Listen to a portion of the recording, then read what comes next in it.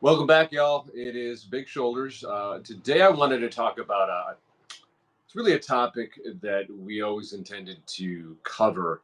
It's a topic I really wanted to cover with sort of a group of guests, but everyone is kind of scattered to the four winds right now. But it's something that I know we will cover in future episodes. So I guess I kind of wanted to start and really wanted to give you sort of a first hand, my first person experience with the topic, the concern, the subject of safety in Chicago. And I choose the word safety because, I mean, I could say violence in Chicago, but I'm so tired of media being so lazy and so thirsty for clicks that that's all they seem to want to put next to our city name. So, safety in Chicago, it is because it's a legitimate concern. It is something that I have some firsthand experience with, and really, I'm very proud of where my city is in terms of, like any major metropolitan area. Of course, there's crimes. Of course, there's violence. But what's going on in Chicago in recent years, really since we came out of lockdown, has been incredibly positive, good. There's been a precipitous drop in crime really across the board of the entire US since we came out of lockdown, uh, because lockdowns aren't a great idea. When you lock people in their houses and they have all day to watch terrible things on social media and in the news, what do you know? Things get nutty, things get bad, people become depressed, anxious. Your rates of metabolic dysfunction, diabetes, obesity, um, suicide, all these things go through the roof. But I won't harp on that. Today, I am pleased to report that Chicago isn't even in the top 10 of most dangerous places in the U.S. anymore. In fact, we aren't even in the top 25. And I'll go through the list here, and some of it does kind of surprise me, places that are dangerous. But the most dangerous places in the U.S. right now in 2024, as of it's June 1st of 24, as of this recording. You have number one is Memphis, Tennessee. Who knew? Two, St. Louis, Missouri. Three, Detroit, Michigan. Four is Birmingham, Alabama, followed by number five is Little Rock, Arkansas. Number six, New Orleans, Louisiana. And five is Cleveland, Ohio. So obviously, it hurts my heart that any of these cities are dangerous and are experiencing problems. But I am relieved to see that Chicago isn't in the top 10. And according to U.S. News, we are not even in the top 25. Let me see here. I'm going to go to so number. Let's see here. They have number seven as Cleveland, Ohio, followed by Kansas City, Missouri at eight, Myrtle Beach. Number nine, Denver, Colorado. 10, 11 is Minneapolis. Number 12 is Milwaukee. 13, Salt Lake City, which kind of surprises me. Springfield, Missouri, 14, 15, Portland, Oregon, 16, Chattanooga, Tennessee, 17, Philadelphia, PA, 18, Dayton, Ohio, 19, Houston, Texas, 20, San Francisco, Seattle, Washington is 21, 22, San Antonio, Texas, 23, Nashville, 24, Vallejo, California, and 25, Winston-Salem, North Carolina. So, yeah, Chicago not even in the top 10 or top 25 for for 2024. So I'm glad of that. And again, the reports that you all get if you are from outside of Chicago or whether in the suburbs, because I have family that live in suburbs that talk about Chicago like it's Fallujah in 2008, and certainly people who aren't familiar with Chicago, you guys get all these reports that really just do not match the reality of the overwhelming majority day-to-day life of most Chicagoans. Now, that is not to say that we don't have our problems, but if you are considering a visit to Chicago, if you live there and you have safety concerns, again, totally legit. The questions you want to ask yourself, I think the number one question is, am I in a gang? If you are not in a gang, you probably cut your chances of having a problem maybe by 60, 70%, maybe more. Two, do I live in a neighborhood um, on a block that has a lot of gang activity? If the answer is no, we could probably push, your chances of having any problem maybe 90 to 99%. Again, this is my personal experience as someone who has lived on mostly west and north, friends and family on the south side, but it's the one place that I didn't ever live extensively as a resident. So, but I have close friends that have. I can tell you that on the west side, if you are someone who has a job, you're not running with the wrong crowd, you don't know anyone who runs in the wrong crowd, you don't go to the neighborhoods that have trouble, you really don't have a problem. Same with the north side. In fact, it's kind of interesting because the north side kind of gets accused of being this sort of hoity-toity, bougie, upper-class white part of town. And of course, there's more white people on the north side of Chicago than, say, south side, which does have a really sizable, healthy African American community. But that doesn't mean that all of the north side is somehow Lincoln Park, which it really is not. And I've lived in Albany Park, which is northwest, and believe it or not, at least I think it was last year. I don't know if it still holds. Was the most diverse zip code in all of the United States, Albany Park, Chicago. And I really love that neighborhood. I remember being able to get a haircut from anywhere between $5 to $10 in the early 2000s. Obviously, those days are gone, but you can probably still one of the best deals I can get on a haircut. That was actually, I buzzed my head at the time, so it was pretty easy. Um, yeah, when I was there, most of my neighbors, most of the businesses, were Filipino, Mexican, Laotian, Cambodian. It's a really cool eclectic mix of folks in Albany Park. Was there crime maybe a little bit more than other parts of the South Side? But this was the early 2000s. I never personally had a problem. Um, but yeah, and then from there moved to East Rogers Park. It's kind of funny. When I moved to East Rogers Park, I lived in a building. It's 2 blocks from the lake um, on Greenview, and that building was a hotel in the 1910s. It's the tallest building there on the north side. You have a great view of the lake, or I had a straight view south, so I was looking at like the L tracks and heading looking south towards downtown. And the I signed the contract. I paid $470 a month from 2002 to 2007. It was a studio. Uh, the day I moved in, I was propositioned by a prostitute right outside, and I was like, oh, okay, where am I at? Um, there were there was a drug addict on the third floor. There it was a 7 floor building, I believe, 7 or 8 floors. I think I lived on the 7th floor, and there was one woman who was selling herself and or doing drugs out, and so we would have guys that would try to get into the building, and sometimes succeeded to get to her on the second or third floor. That didn't last too long. There were a couple break-ins as a result of that guy and that woman that was hooked on drugs. But I never felt unsafe. Strangely enough, that was probably when I thought I didn't think about it much then. And it's again that's was '02 to '07. I was too busy working and kind of doing my own thing to be concerned about it. But that maybe occurred over the course of a month, and she was ejected from the building, and that was sort of it. So that was East Rogers Park, again 2 blocks away from the lake, and that was '02 to '07. From '07 to 15, I lived in Lincoln Square.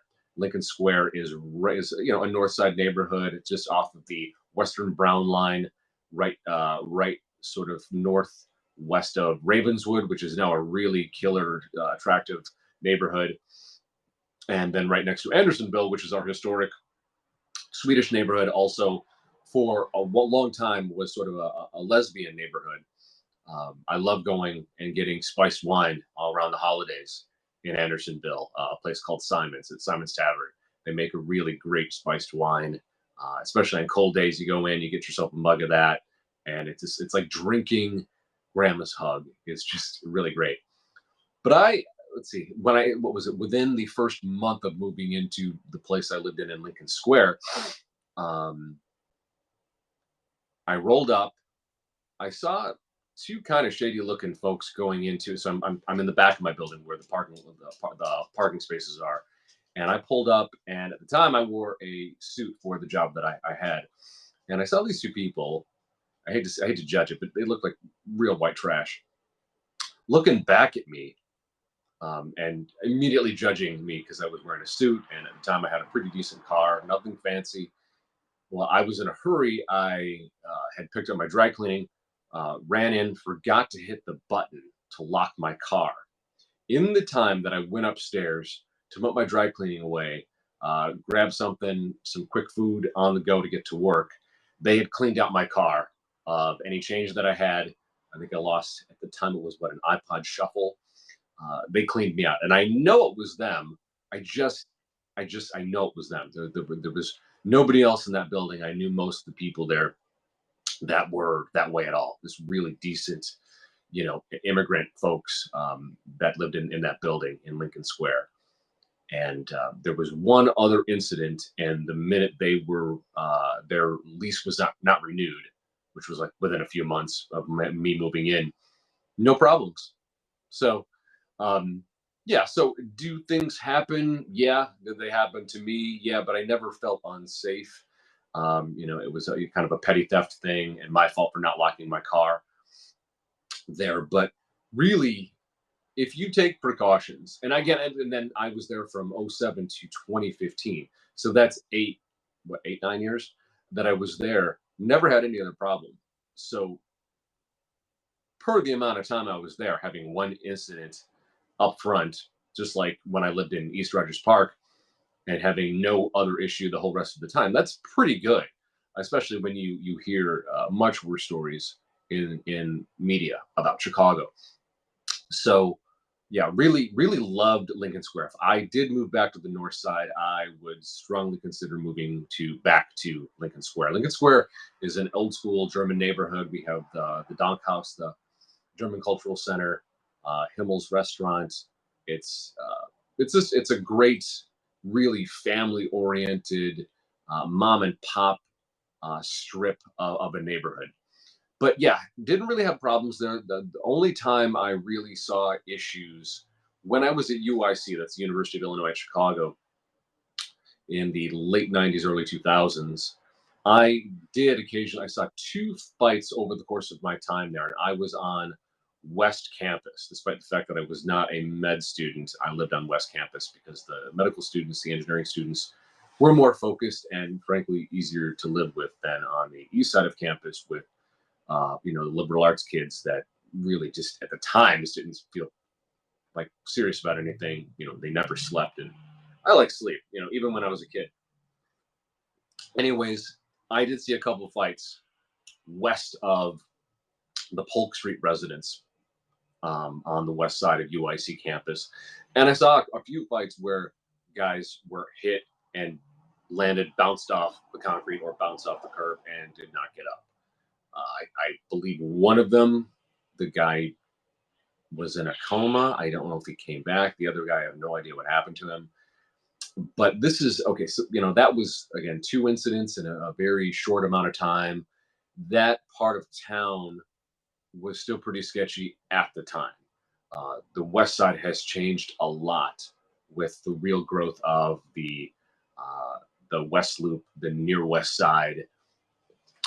There just aren't issues. I mean, West Side is my favorite part of town, and it's where I split my time, between Chicago and LA. It's right now the West Side is home in Chicago. I love it so much, but it was a different ball game, 20 some years ago, as was Logan Square, which is another great neighborhood that I loved when I was growing up. You just like don't go to Logan Square. There were shootings and things like that. So, the North Side has had its fair share of problems too, but that was a long time ago. And again, I don't feel unsafe. The last trip when my Cali family came into the city, and they come every year. It was last November, and we pretty much just ran the west side from Fulton Market. So like West Loop, River North, Fulton Market, the Noble Square, Ukrainian Village, West Town, all the way to Humboldt Park, which is another neighborhood that I feel is unfairly maligned. Great people, great food. I love Humboldt Park. Uh, we were walking well past midnight, Tuesday night, Wednesday night, Thursday night, Friday night. I think Saturday, I had run them. I walked them so hard. We cover 12 to 15 miles a day because so much of uh, their visits are food tours. All right, and it's uh, if we're gonna be hitting all these great places over the course of a day, you got to walk it off, and it's great because everybody leaves back to California 2 to 3 pounds lighter than they came, despite the fact that we eat all this great food. Anyways, safety. We would be out past midnight in the middle of the week and well into the weekend. And I have my nieces with me, okay? And we would regularly see young women who are clearly in their early to mid, maybe late 20s, out walking on their own through Fulton Market, through Humboldt Park, right down Division, walking through Ukrainian Village. So these places on the west side, if you know how to handle how to handle yourself, you're fine. But in many instances, you don't have to quote unquote handle yourself. Uh, I'm well aware that my experience in the city is a bit different because I'm 6'1" and just under 200 pounds. So it's a bit different. I'm probably not going to be the prime target for certain criminals, muggings, whatnot. Thank God. When I lived in Lincoln Square, I can only think of maybe two incidences. One where a woman was being pursued by an either off-duty taxi driver or off-duty Uber driver, and she could feel this guy and noticed that he was following her. She had her earbuds in. That's one thing. Whether you're a man or woman and you're walking home late at night, don't have both earbuds in. That's common sense. Keep one free so you can hear anything that you need to. Again, Lincoln Square, Ravenswood, you're not going to have a problem. We haven't, when I was there, and I have friends that are there, it's just not an issue. But if you are coming home late at night, do your job or whatnot, keep an ear peeled, keep your head on a swivel.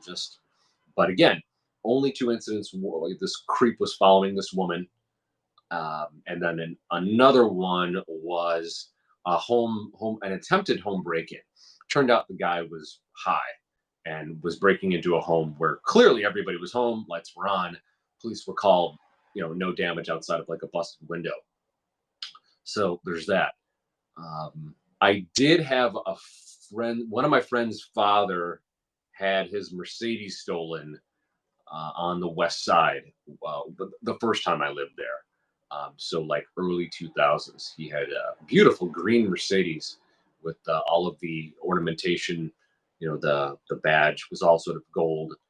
And the one time he didn't park it in his garage, and it got jacked. So the rest of the time, so 98 to 99% of the time living in the city, no problems. And again, if you spend any sort of time doing your due diligence, you can go on YouTube, you can watch videos like mine. There's other folks out there that you can cover and that will cover different neighborhoods. Uh, and I don't want to necessarily point the finger at some neighborhoods over others, because these are also neighborhoods that I love, that I've gone to, that I've not had an issue. In recent years, a neighborhood on the west side that has had pronounced gang activity is a neighborhood that I love, that I go to regularly, that I love to eat at. I know people there. I know, mom and pop businesses that I frequent. Is a Little Village, which is one of our two great Mexican strongholds in the city of Little Village, and then you have Pilsen, which is just south of the UIC campus, University of Illinois at Chicago. And I personally have never had a problem in Little Village. I love it. There's a clock there there's sort of a, I don't know, there's an arch in Little Village that runs over, that goes over the street, and there's a clock on that. Um, arch that was donated from Mexico because they understood, the neighborhood, and it's it's a great community. It's a great community. You should not be afraid to go there. Granted, most of the time that I've been there has been kind of during the day. There's been a couple times where I've gone there at night to certain neighborhoods, but I love the food there. And here's the thing: you can get really good neighborhoods. I'm sorry, Mexican food across neighborhoods in Chicago. You really can. Again, Chicago, we're so serious about our food. It's our true religion after sports. That again, you can't serve bad food, so you can get pretty good food everywhere. But I would say sort of the gravity wells, the core of that are our little village in Pilsen, and they're both neighborhoods that are worth checking out. But again, just use your common sense.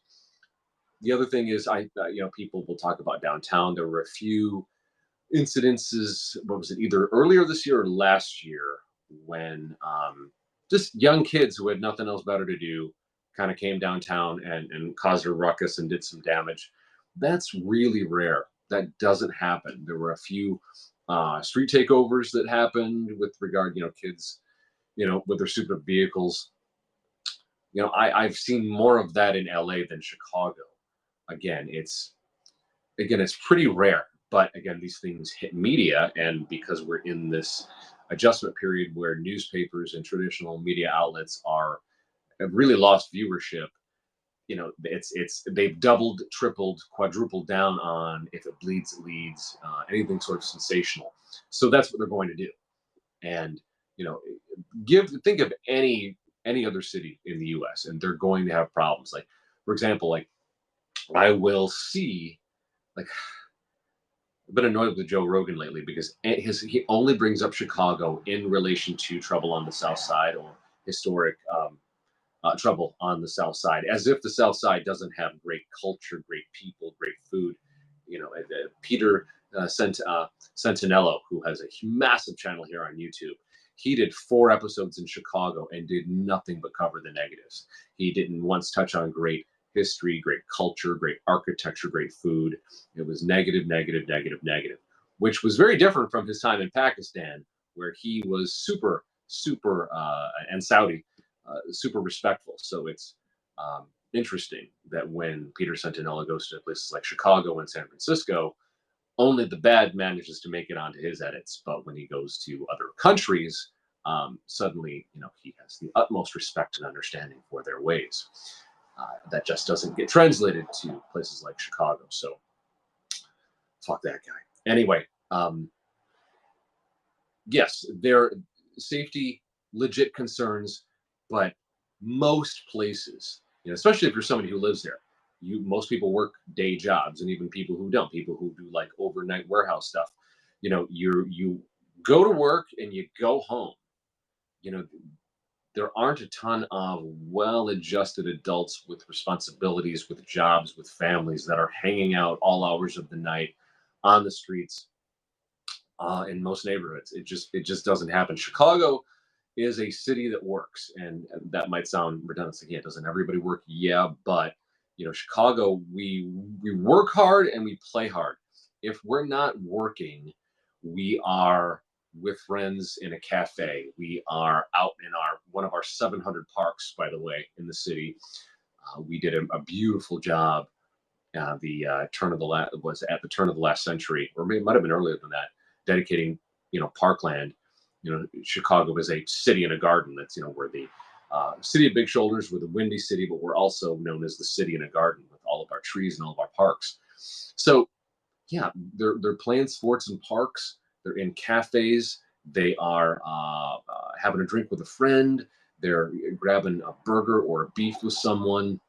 They're walking the Miracle Mile. They're in the park playing ball, whatever it is. Yeah, there's not a ton of. I don't think there's as much rabble rousing as we're being led to believe.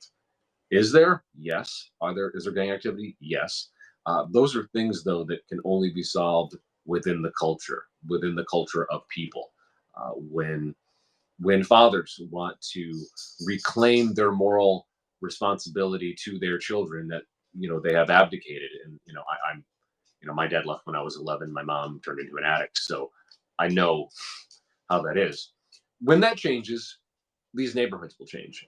But that has to start happening first. When individual men start taking responsibility, there will be improvement in these spaces. And while there are things that government can do in terms of getting out of the way of local people and helping them build businesses, giving them breaks on fees and permitting and licenses and cutting their taxes, uh, these neighborhoods will flourish and businesses will grow. And so it's a two-pronged effect, I think, at least.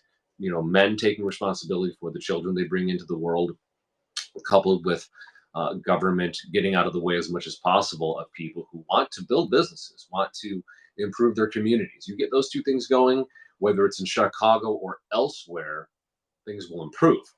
But take it from me. Again, I moved into the city from a place called Joliet. If you're familiar with the movie, the great movie, The Blues Brothers, Joliet Jake Elwood.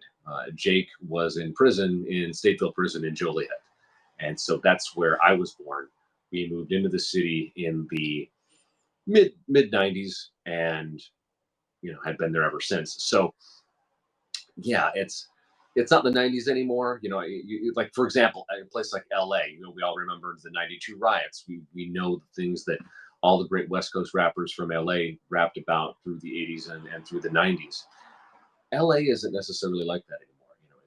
Things have changed and grown. Sometimes the gentrification has done some damage, overturned neighborhoods that have kind of lost their identity, but not all of them. And Chicago was no different. There, I would say, in so many ways, Chicago is probably better today than it's ever been.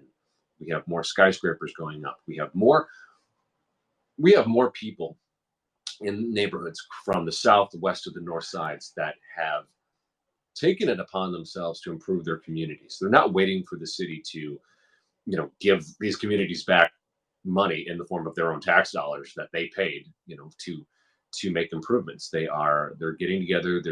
There's a group called Black People Outside, that I believe is called Black People Outside, where they go out and they hike and they're active and they're outside. You don't necessarily need government to help you to do something like that. These are people that are self-empowering and making their communities better.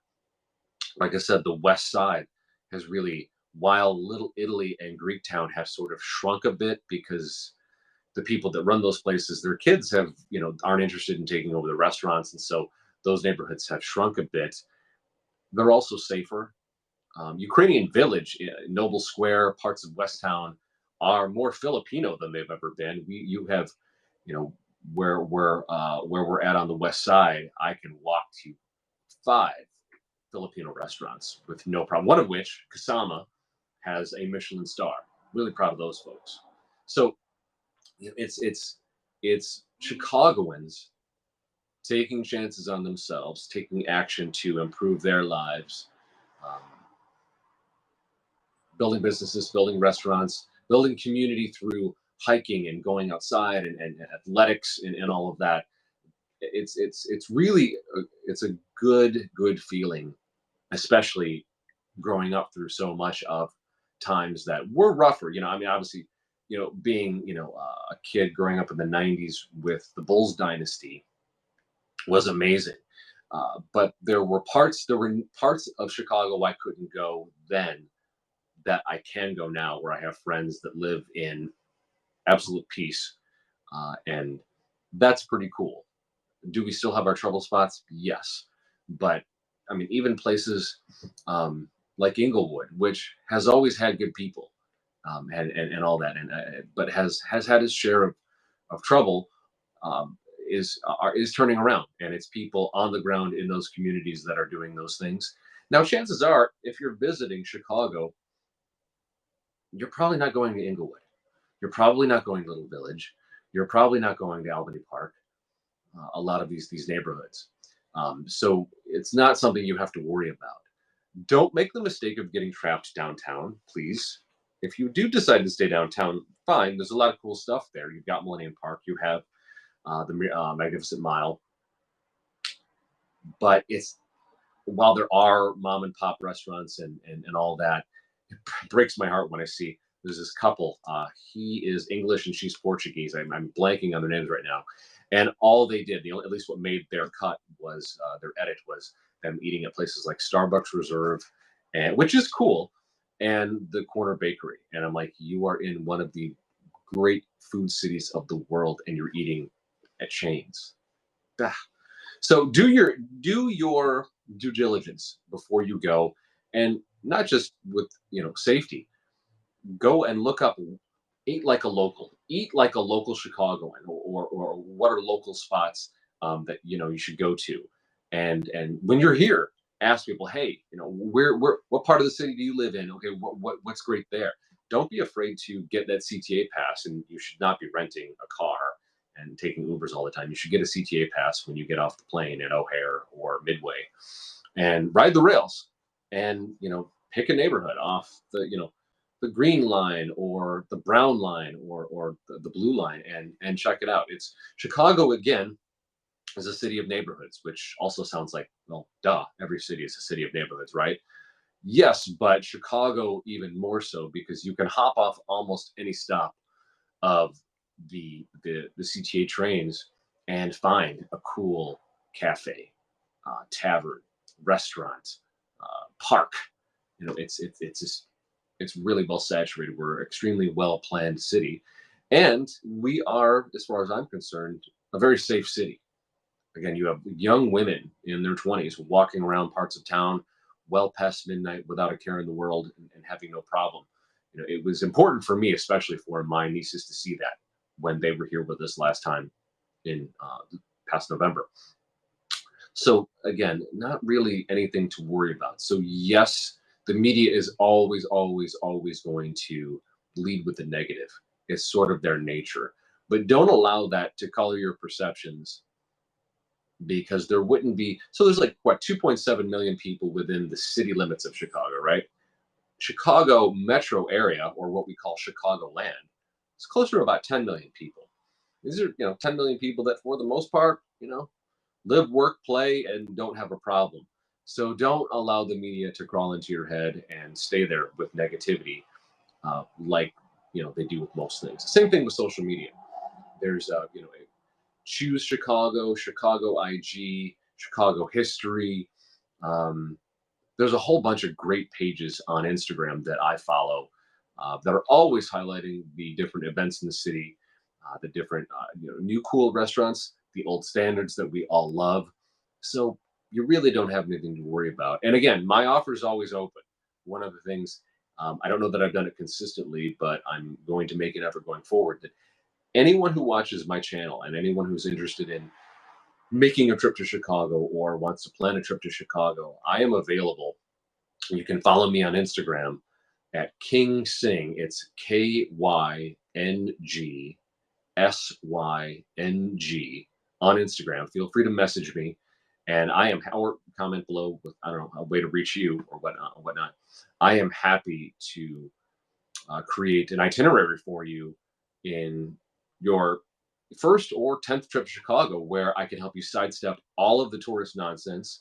Yeah, Navy Pier is great, but it's not where we go as locals. I think it's great to go out there, turn around, and take some pictures. You get great shots of the city, but it's not where someone like myself as a local, or where I take my family coming from either out of city or out of town when they visit. It's not that. I think eventually they'll figure out what to do with Navy Pier outside of it's WBEZ, which is public radio. You've got one of the children's museums. You do have a few restaurants out there. Uh, you know, Nothing that I am particularly excited about. Doesn't mean they're not good, but it's not something I would recommend. You have the Billy Goat Tavern. You have La Briola Cafe for great Chicago thin crust tavern style, or great Chicago deep dish pizza. They crush both, as just some examples. But yeah, do your due diligence. But my door is always open. If you'd ever like to plan a visit, I am happy to be available in the city if you are planning a visit, and literally take you around, or just give you a list of, hey, try this, this, and this. What do you like? Um, but yeah, I will insist that you take CTA as much as possible.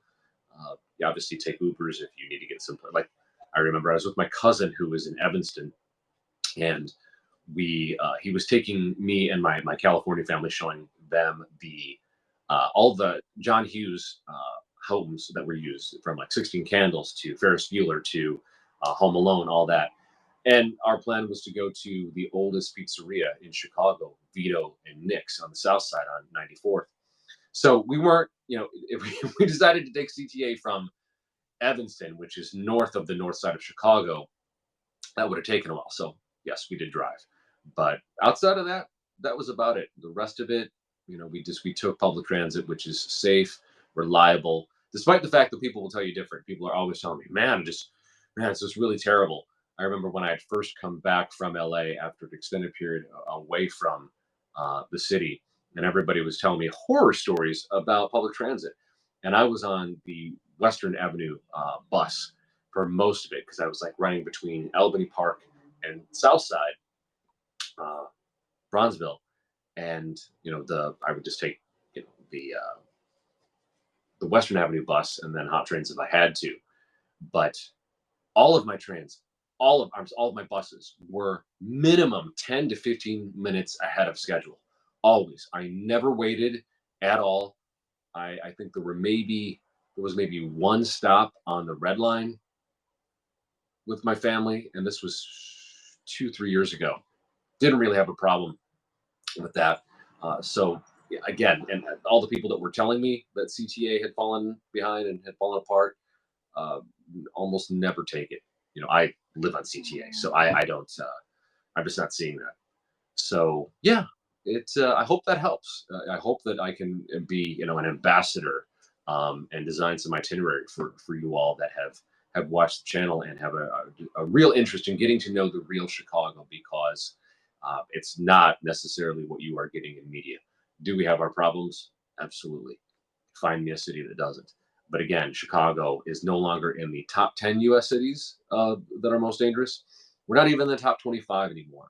So maybe give Chicago a second look, maybe second guess what you've been told, because you're getting it from the horse's mouth as somebody who has lived and breathed and worked here. Uh, what you're getting is not the full story. So again, thanks for tuning in, guys. If I can be again a help, a resource in any respect, let me know. But more to come, and we'll talk about this more. We'll have I'm trying to line up guests, and it's just schedule wise, it's looking more end of summer, early fall.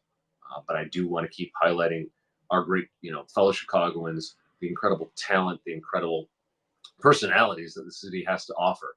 So do stick with us, and it'll be worth your while. Thanks again for watching, and we'll see you again later. Bye, guys.